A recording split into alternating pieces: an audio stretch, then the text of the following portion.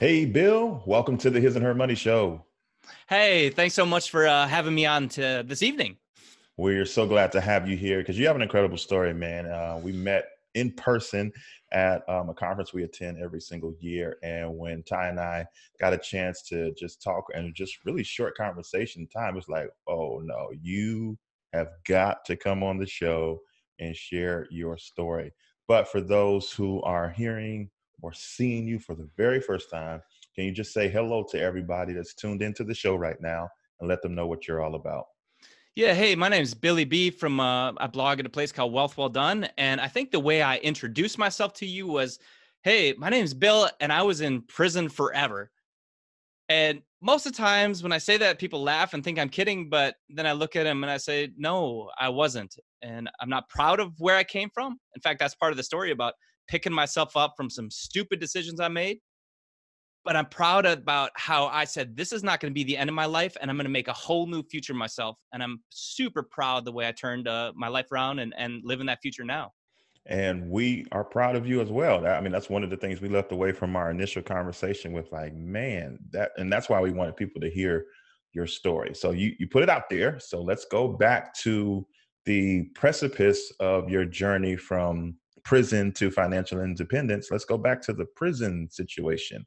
How in the world did you end up in prison? Tell us that story. Probably at the age of 14, I made the stupid decision and said, I want to try drugs, and I liked them. And that now led me into 8 years of drug use until I was about 21 years old. And all of a sudden, then a nightmare happened. And I have a chance to speak in schools a lot of times. And I always say, like, when you go into a situation, sometimes you think A, B, and C might happen to you, and you're okay with those consequences. But every once in a while, Z can just come flying out of nowhere. And now you have to deal with that situation. Should I keep going and just kind of tell you? Absolutely. So we'll just talk about this situation Z that happened to me that night. I was partying with a friend of mine. He we were using drugs in my apartment, and he walked home. We were going to condense this in about 30 seconds here. He walked home.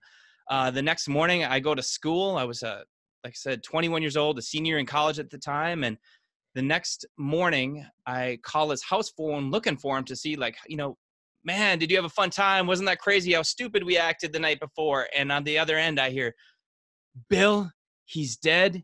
He's dead. The cops are here and they're looking for you. And I just remember just dropping the phone, and I didn't want to believe this was reality. I didn't want to believe like this could happen. And I just kept thinking this can't happen to me. And that nightmare situation was unfolding in real time, and I was stuck in the middle of it. And so the consequence was you were held responsible. So talk about what the consequence of that scenario Z was for you. Yeah. So it was my first time ever in trouble. And I always thought, oh, it's my first time in trouble. It's just drugs. People let me off the hook. But what I found out is, when you're making felony decisions, which mess around with drugs are, sometimes people aren't just going to shrug you off and say, this is not a big deal. They saw it as a big deal, and they had every right to. And when I'm talking about the police, the courts. And for my very first time in trouble, I was sentenced to 10 years in prison for the charge I eventually had to plead guilty to was reckless homicide by delivery of a controlled substance. Uh, because I did provide the drugs to my friend that was using them that night, and he walked home and then died in his sleep. This wasn't a situation where you were a drug dealer selling drugs to a person that died. This was your friend, and you all were doing this together. So you were held responsible for his death because you provided the drugs, and now you're getting 10 years. 10 years, no parole. Yeah, so 10 years, no parole. There was, of course, when you're in drug world, there are sales going on. So my friend had come over that night. We bought some drugs, and he got there and we split it. He paid me the money he has, and when I speak to kids, I said, you got to watch out. Like, that is considered a drug deal when money comes from one person's hands to another. They don't care what your intentions are. They don't care that you don't mean to harm anybody. uh, but when you're putting yourself in bad situations, and I would say that's the situation I was putting myself into, you don't get to control, the outcome. And this horrible situation happened to me. So Mhm. I would say, was I trying to be some drug dealer? No, but I put myself in the situation where that happened. So you're in the situation now. You're in prison, 10 years. You have to deal with the anguish of, like you said, this was the first time you got in trouble, Yep. and 10 years of your life you have to now spend in prison. On top of that, you just lost your friend, and it's probably was real easy to or difficult to look yourself in the mirror knowing that not only are you in jail, but you're in jail because of the fact that you were held responsible for your friend's death. Mentally, before we start talking about how you recovered, rebounded financially, how do you deal with those two things mentally? Yeah. And you summed it up there. I can remember the feeling of looking myself in the mirror, and all I felt was shame and embarrassment. And not even embarrassment, because that embarrassment's a selfishness. Like, I care how I look. It was shame about the decisions I made, the people who I had lied to on my way to coming into prison. Because even though I was like, oh, I'm not a liar, I was pretending I was something that I wasn't to a lot of people. And when you sum that up, like, what is that? I had to look myself in the mirror and say, I am a liar.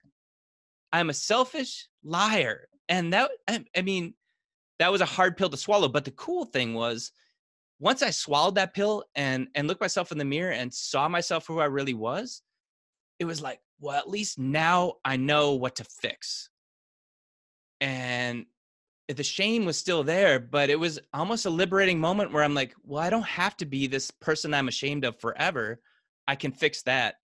And I mean, I make it sound so very controlled and thoughtful now, but probably for the first year, 2, 3 years, it's been 20 years since this period, or 17. And I'm still probably in the panic mode that I went into for those first year, 2, 3 years. I mean, I was in jail. It was in prison. I was a person sentenced to prison for a felony homicide situation. That is not normal. And I had just had to accept that and embrace that. But eventually, like, it might have taken 6 months or a year. I started thinking, like, they can't hold me forever. Somebody told me that one time. You don't have a life sentence. They can't hold you forever. And that little bit of glimmer just gave me hope that one day I'm going to get out, and one day there is maybe, possibly, maybe just 1% chance of a better future. Yeah, I think that's masterful. There's when we talked initially, and I was thinking through, your story, even after we parted ways. I think there was two groups of people that I had in mind that I want somehow this episode to make its way to their ears. Someone who has had criminal background, criminal history, and maybe feels like they can't recover, they can't rebound, they can't achieve anything great. And two, I want people who don't have a criminal background, but have been making their own set of excuses based on their own set of circumstances and obstacles that's causing them to think that they can't change their situation, they can't achieve higher. So in that moment, even when you had that, like you said, 1% glimmer of hope, how did you hold on to that? Because that's very small. That's so small.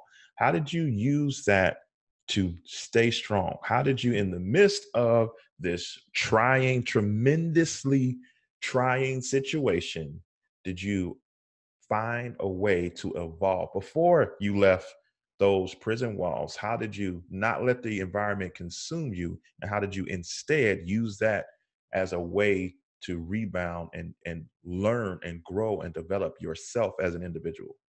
Man, this is awesome. Let's break it down to that moment where I was looking at myself in the mirror, and I just felt this.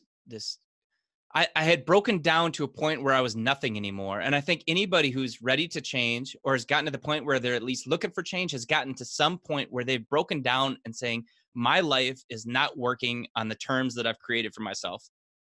And it's depressing. It's sad.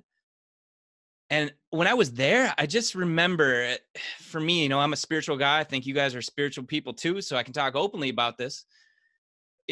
I just remember when I was crumbled down to nothing. I had my organs and my bones But there was a voice inside of me in my soul that just said, Bill, you're better than this.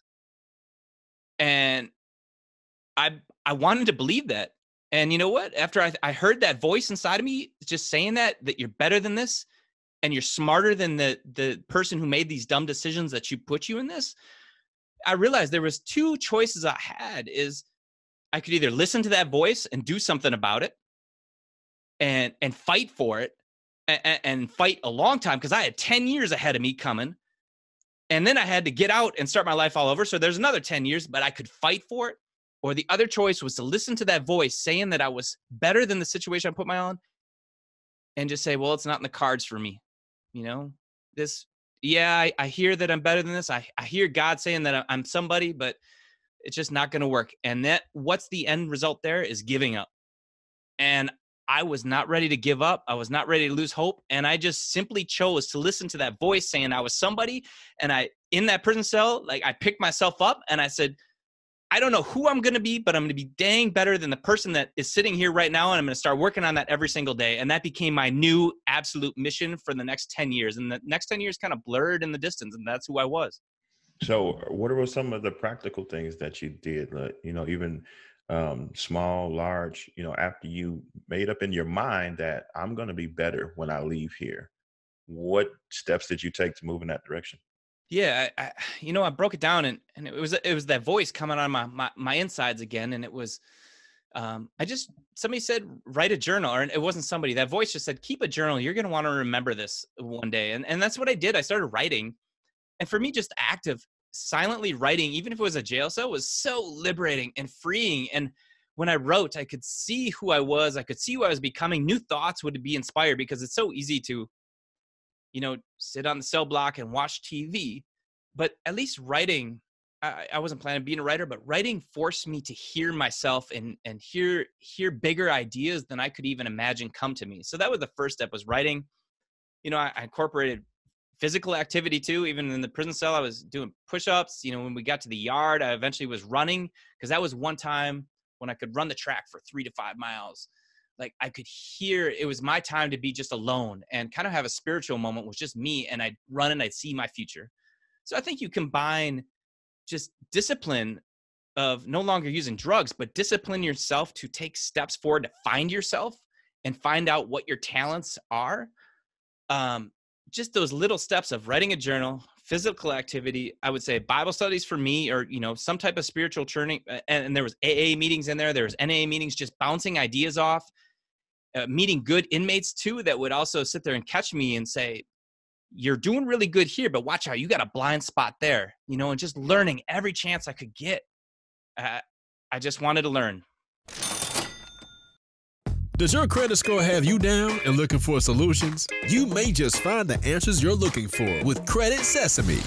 Credit Sesame is your solution for a free no-hassle credit score, credit analysis, and tips for managing your money. They are here to help you take control of and have the tools you need to bring about a bright financial future. Get empowered today. There's no credit card required. Receive identity theft protection up to $50,000. And discover a marketplace for credit and loan officers that will help you get to your next level. Visit hisandhermoney.com/Credit Sesame for more details. So as we advance the story, you serve your sentence, the door's open, and now you're head back to society. Talk us through how we went from in prison, trying to survive, to today we are financially independent. Talk us through the beginning, when those doors open, you step back into society. Yeah, and I'm not fully financially independent yet, but I'm definitely on the way with a net worth of around above 300,000, somewhere below $500,000. So those are not bad numbers to have. I would say that's not bad at all, Bill. Especially my 7 years. So we get out of prison, right? And it was the most awesome moment of my life, like 10 years of dreaming for this. I mean, I was just, the sun was shining. It was wonderful. But then there was also fear. And it was a scary thing. And anybody who gets out of prison too I was somebody in prison, and somebody once told me this too. In prison, you have a successful day by writing a letter, reading a chapter of a book, and playing a game of basketball. And, that's a fulfilling day inside the walls, but on the outside, that doesn't cut it. That doesn't pay a mortgage. That doesn't get you a job. And so it was all those little steps that I'd never done before. Like I had never been an adult that got a job. Well, I mean, I had jobs, but they were always kid jobs, get a job, start a career. I had to get a driver's license. I mean, insurance, learning all these things. Because now I went away as a 20-year-old kid, and now I'm a 30-year-old man having to make these decisions. So I just remember getting out, and I had two goals that I set for myself. As one is get a job making $10 an hour. I thought that wouldn't be too hard, and I do that. And two is to finish school. And so those are my first two things that I did when I got out, along with all the other little stuff, getting a driver's license, learn how to drive again. And a friend hired me for a short time. And then another friend said, hey, I'm working at this place. And it was actually stacking magazines on shelves for, I think, $9.50 an hour, in which I got a $10 an hour job. And that was my first job. So I got a job. And I didn't realize this when I was in prison, but it hit me very fast. I worked that job for 2-3 weeks. And then all of a sudden the light bulb went off and said, you don't have to work this job forever. You've achieved your first goal. So now you can achieve and set your second goal and shoot for $15 an hour or a better job, better hours. And that's what I did. I started setting higher goals, and we went from there. Wow. I mean, that's humbling in and of itself, to set a goal of $10 an hour. I'm sure that, it sounds like everything went hunky-dory, smooth sailing, but I'm sure that there were people who second-guessed your commitment to turning your life around, people who maybe didn't want to hire you because of what you just came through, people who didn't want to be around you anymore because of what you just came through. Did any of that take place? How did you fight through that?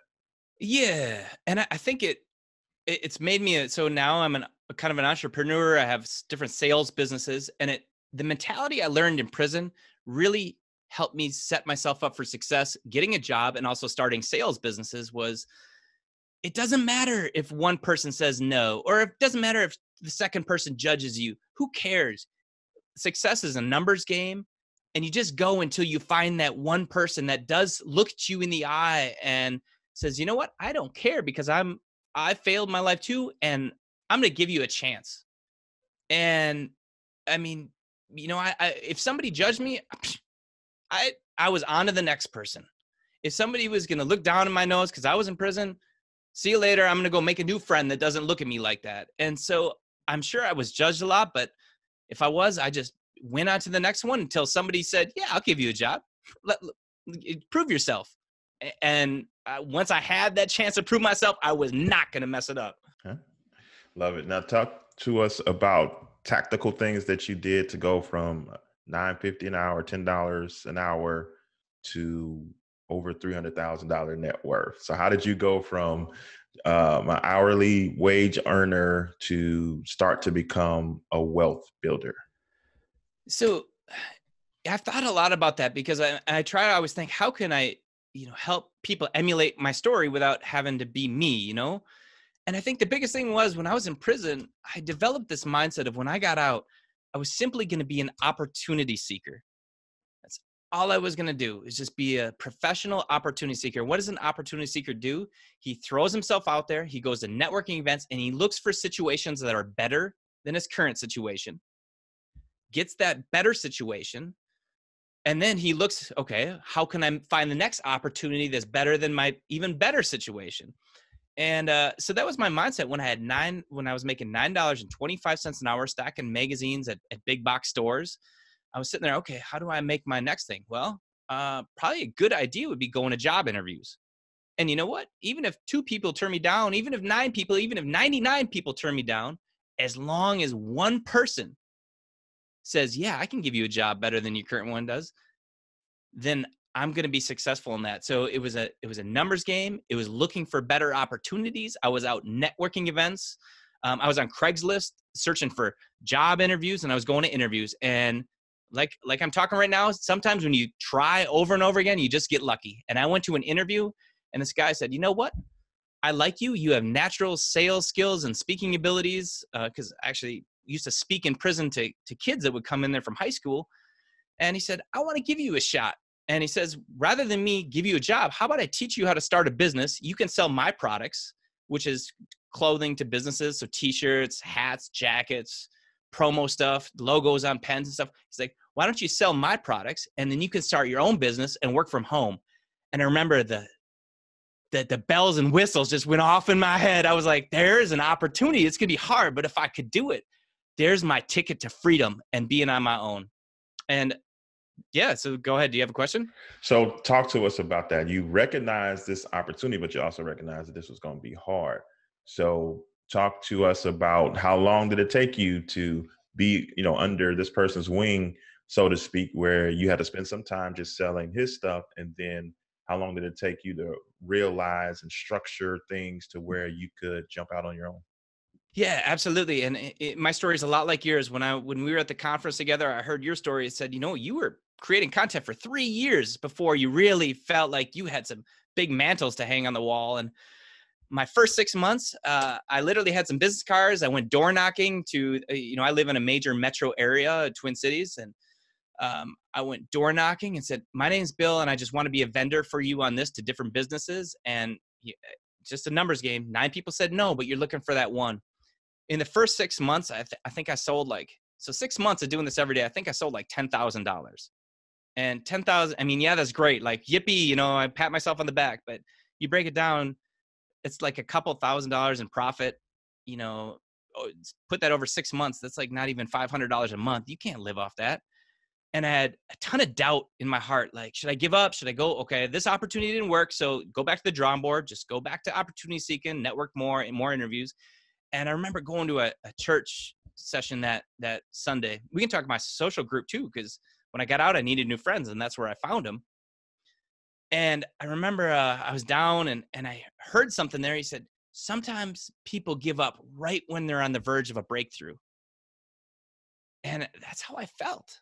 Like, I was so close to breaking through, and I was right on the verge, and I didn't want to. And I said, you know what? I'll give it 2 more weeks or give it another month here. My parents were encouraging me because they're like, you got nothing to lose. And I went back selling again. And all of a sudden, more no's turned to yeses. And I got new clients, new accounts. And the next 6 months, I think I sold like $200,000. And now when you're starting to do 200,000 in sales, there's a little bit of profit margin, to start making. And I was like, oh, I can make a living here. I was living in my parents' basement. And I just never gave up at that moment. So what were you doing with your money that allowed you to build wealth during this time? Because you had a little famine season, and you start to have a little feast season. How are you allocating money to bring home for yourself and your needs versus money to invest? And what were you investing with? Yeah, the first year I acted like I was broke. And you know what? Actually, maybe the first 3 to 4 years out of prison, I acted like I was broke. And I still kind of do to this day, because I know acting like you're broke allows you to afford freedom. And after being in prison for 10 years, that's what I wanted more than anything, was to feel free again and not to have to think about money ever again. And so, I'm trying to think, like, I just bought a new car this year because my old one got wrecked, but I drove more than 100,000 miles. And my last car just got hit, rear-ended, it had 230,000 miles on it. So I drove that thing without shame. My wife and I, when we met, we were a couple, we saw McDonald's drive-through was a big purchase to us. Like, that's how we thought. But we were saving all this money. We weren't broke, we were starting to make money. When we went to events, if we went out, man, I had a couple granola bars in my pocket. I was not eating out. Like, I was prepared to save because I knew saving was freedom, and freedom was more important to me than any tasting food that I could ever imagine. So there's 3 things there. And then before I know it kind of happened on accident. Like I was saying, I was in a panic mode for several years, and I was in my parents' basement, and all of a sudden I was like, man, I was dating my wife, and we had like $40,000 down payment. And that's when I was like, okay, we can move out, we can buy our first home, and we can start our life together on our own. And if I understand correctly, you can also convince her to have a $600 wedding. Talk about that. Yeah, this is his and her money, right? So I was lucky, and we'll just talk about this. I was lucky that my wife and I, when we were dating, we share the same logic in a lot of ways. And so I had a little bit of assets, like $10,000. She had some debt, like $10,000. But when we talked about our future, we had the same goals and dreams in life. And we shared the same logic about saving. So all of a sudden one day I was like, you can kill that debt if you go out to eat. And she looked at me and rather than fighting about it and rather than feeling I was criticizing her or forcing her to do it, she said, wow, you're kind of right. And she killed that. And we were dating and dating got serious. I said, I really don't want to pay for a wedding. She looked at me and she goes, I don't either. And together we made that decision. We were both excited to move out of our parents' place, and we put a down payment on, and we planned a wedding. I think we put the offer in our house in December. We had the wedding in January, and we moved into our first home, I think February 1st. And that was 5 years ago now, and have not looked back since. Awesome. Is real estate a part of your strategy as far as wealth building?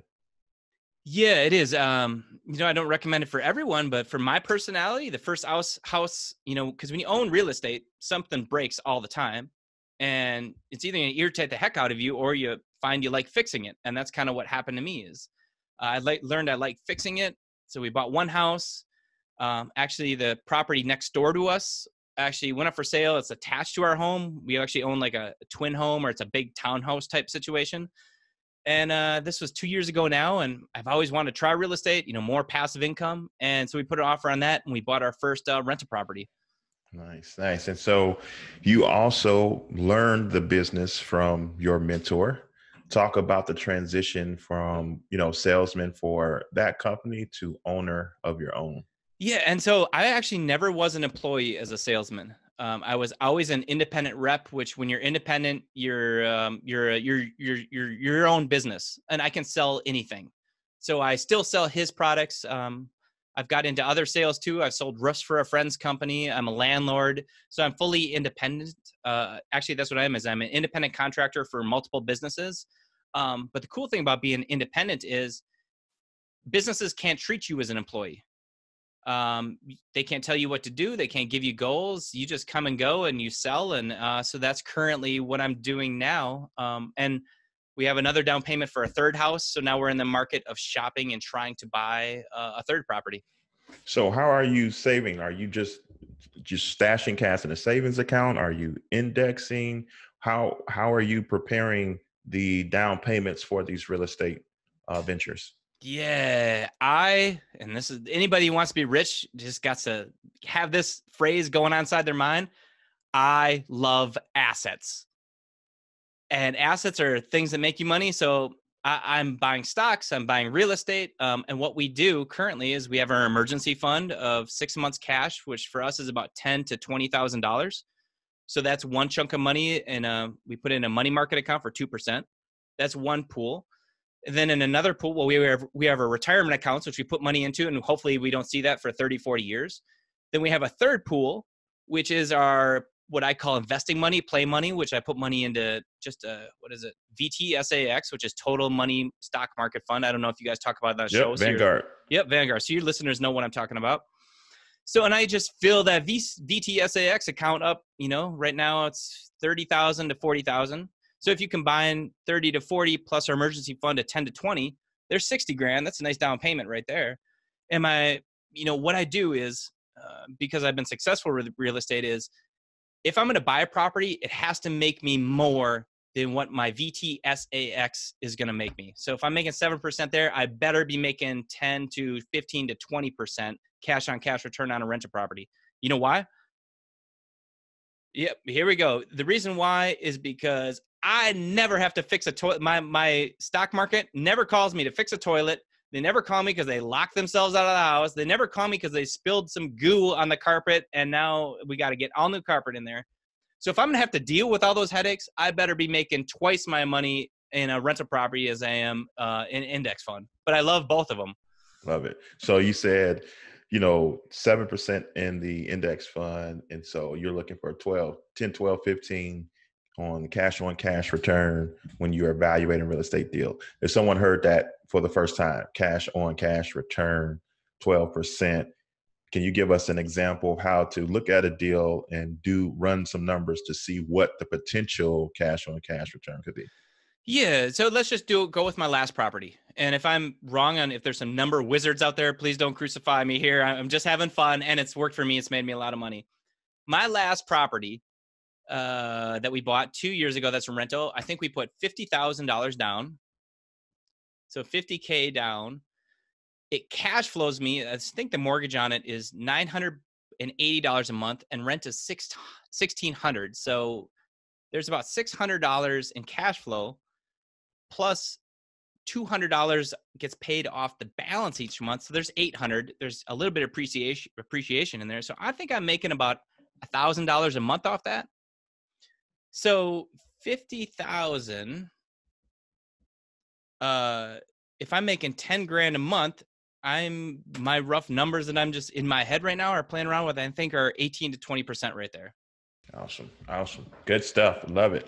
So if there's someone listening and man, they came into this episode with circumstances in their mind as to reasons why they're not able to make progress towards financial freedom, financial independence. They've heard your story and now maybe they're thinking maybe there is something that I can do, but still there's that battle in their mind. Like, but I have this circumstance, I have this obstacle. What words of encouragement would you offer to that person to let them know that they can do this too? Yeah, let's rewind it, mentally back to the very beginning of the episode. We were talking about just sitting in that prison cell, looking in that mirror. And the first step I had to do was I had to just make the commitment, stop lying to myself. Like, I put myself in the situation. There's nobody to blame but myself. Evaluate myself for who I am, but also know this doesn't have to last forever, because I couldn't have done what I've done now without getting honest with myself first. The second thing is do exactly what I did. Is once you evaluate and become honest with yourself, pick yourself back up. Give yourself some grace. Say, yeah, I've made some dumb decisions, but I am not a dumb person. And gain some confidence in that. Like, you are somebody. You're alive for a reason. Like, if you weren't alive for a reason, you would have been gone a long time ago. And then I think the third thing is start doing. And for me, it was starting just something as simple as starting a journal, working out. And then when I got out of prison, it was going to networking events. It was meeting people who were more successful than I was and saying, how did you do it? Teach me how to do it. And if you can be honest with yourself, if you can pick yourself up from hard times, and if you can just do things consistently over years period, you can become somebody beyond your wildest dreams of. And that's kind of the life I pinch myself that I'm living now. That's awesome. So Bill, tell everybody about your website where you're chronicling your journey and how they can stay in touch with you. Yeah, my name is Bill. You can read me. You can find me at Wealth Well Done, where I publish articles and blog posts like this. And my whole dream has always been to be a writer, maybe be a novelist one day, and ultimately just make a positive impact in one person's life out there. Hopefully it's two people, but if it's not, I'm happy with just one person. And so go to wealthwelldone.com and you can check me out anytime. Send me a message and I'd love to do whatever I can to help you.